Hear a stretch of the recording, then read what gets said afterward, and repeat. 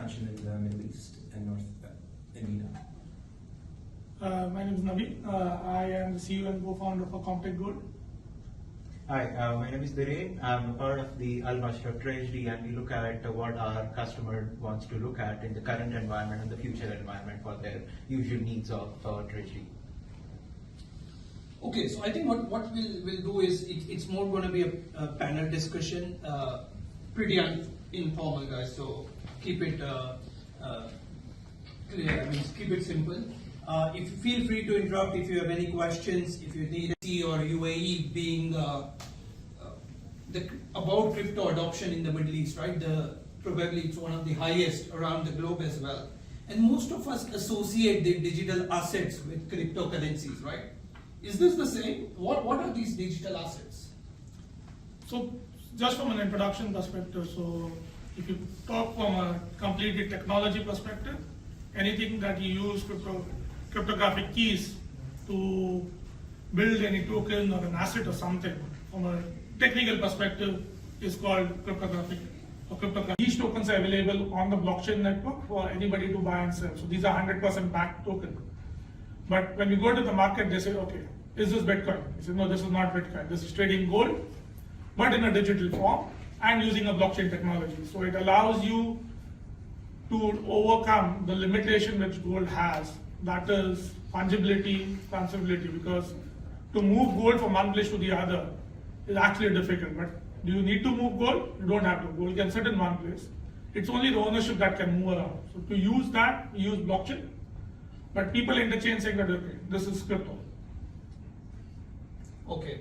So again, when you say this blockchain or technology, etc., and you say tokenizing golds, can you give me a bit more, like maybe a little bit more details of this? First of all, the underlying technology, but what do you see as a prospect of these digital assets in GCC in particular? And I think most importantly, what do you think about what are the regulations which kind of drive this adoption of these digital assets? So on the GCC, if you've seen in the last couple of years, the GCC has been coming prominently upfront, saying that we are embracing the new technology. We want to move ahead because one of the biggest advantage which GCC has, it doesn't have the legacy industry, which most of the bigger financial markets have. So in that perspective, the initial step in most of the government was that, okay, it's crypto, it's blockchain, it's going to come and go. So none of the regulators were actually keen on doing anything on it. But over time, now it's picked up into such a level that regulators cannot just ignore it. So now they've started accepting it. And most of the stance which the regulators have taken initially was, okay, it's not illegal, but we don't regulate it. So if you see global jurisdiction, most of the regulators say that we do not regulate cryptocurrency, but none of them say that it's illegal. Now they're moving to the second stage where they say, okay, this is a market which we cannot leave it untapped, because at the end of it, it's investors. And that's where now most of the regulators are now started developing something to start with, but many of them don't have a clue what they want to regulate, because the basis of blockchain and crypto, it's not linked to a particular jurisdiction, it's global. So in the UAE, if you see, so it started with the Securities and Commodities Exchange, ESCA, which is the federal regulator out here. They came up with the crypto regulations in 2020. And then they came up with the second set of regulation in 2022, but till date, no single license issued. Then you have ADGM and DIFC. So DIFC came up with the regulation which they started with something called an investment token. They said, okay, we will only regulate investment token, which is based on securities or the others. And then as a second stage, now they said, okay, we start looking at crypto tokens. But they're still excluding NFTs and anything to do with payments and cryptocurrencies out. ADGM on the other side regulates more on the security side of token, but anything apart from securities, they're not looking at it. Then the latest development in all this was VARA, which is Virtual Asset Regulatory Authority in Dubai. So they have issued the regulations this month. And they are now looking at being on the forefront of regulating it, but it's still to see. They have issued the regulations. They started with the initial project of minimum viable projects, where they had a timeline for 50 projects to onboard, where they started licensing or giving provisional go-aheads to many of them, and many of them started marketing that we are licensed by VARA. And they had to come back saying that, sorry, we have not issued any licenses. So they have come up with the recent regulations, and they are now adding on that anybody who's wanting to do an activity in Dubai in related to virtual assets has to be regulated. So they don't talk about crypto, they talk about virtual assets. So that's the new area which is developed. And in the GCC, many of the regulation, Bahrain is one of the forefronts into the regulatory aspect. And what most of them adopted is they try to regulate the service providers. So anybody who's providing services in related to the virtual asset space, that is what they try to regulate. So what they want to regulate is exchanges, brokers, custodians, and the others. But on a regulation on the overall crypto, it's yet to be seen. Okay. I think I've noted here, right? So I think maybe now question for you, Navin, right? And again, it's a question is in a different way, right? You worked in a bank before, you worked in stock exchanges before, now you are a fintech yourself.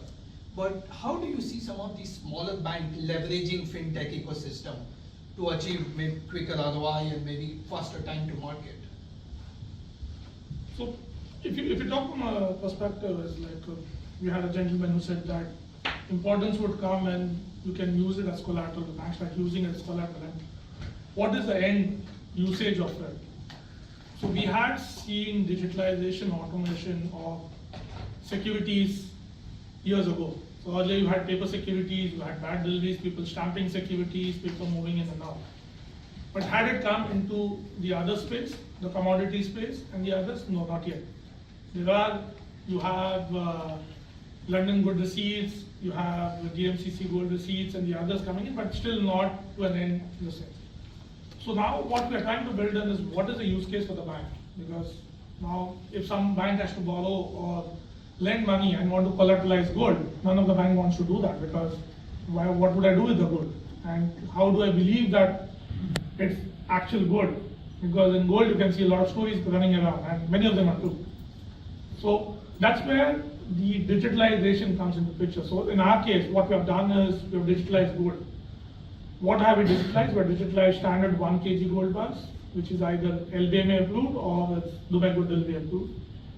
Stored independently with TransGuard, completely secured and insured. And digitalized it where DMCC endorses each and every digital token to ensure that the gold is actually physically backed. From a Sharia perspective, we are Sharia compliant because the gold is segregated, identifiable, allocated kind of thing. So what it helps to the bank is, let's say if I want to go and take a loan with the bank, so bank says, okay, what's the collateral? I said, I have these tokens. It's on a digital platform. The bank can just lean the tokens to them, and they know that this is backed by actual physical good. I have access to that. So can I expand that? Yes, I can expand it. If you talk from a retail investor, a simple going to a retail investor, if somebody wants to buy just 10 grams of gold, the only option available to him is to go to the gold market. And when an investor goes to the gold market, he pays 3% premium on the price as compared to international pricing. He pays 5% on the making charge, even though he just buys the coin. So an investor ends up paying around 8 to 10% extra. Why? Because he wants an exposure in gold, and gold doesn't move 10% so easily. When he wants to sell it, they say, okay, you want to buy jewelry, 100%. You want cash, 5% discount.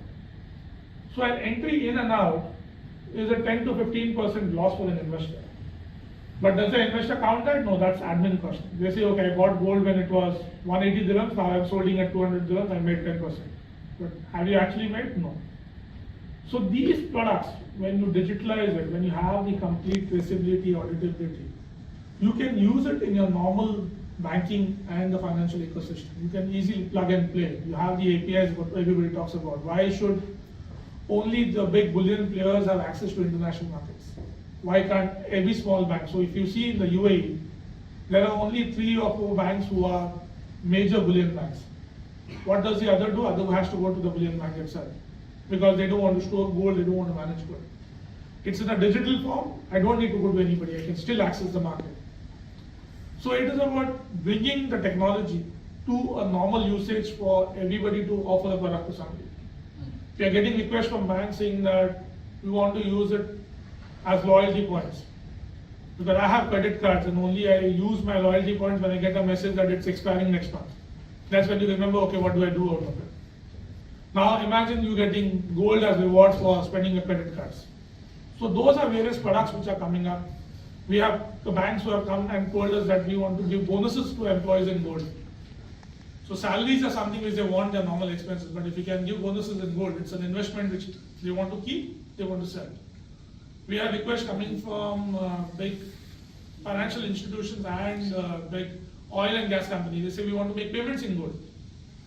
Why should I make payments in dollars? Why can't I have gold to be transferred to my sellers, to my distributors and my vendors? So people are losing faith in dollars. They say, why don't I move to gold? Because it's a payment of currency. And with technology, you have got it fungible, you have got it transferable, and it's all into the system and to the app. So that's the value addition which technology brings in.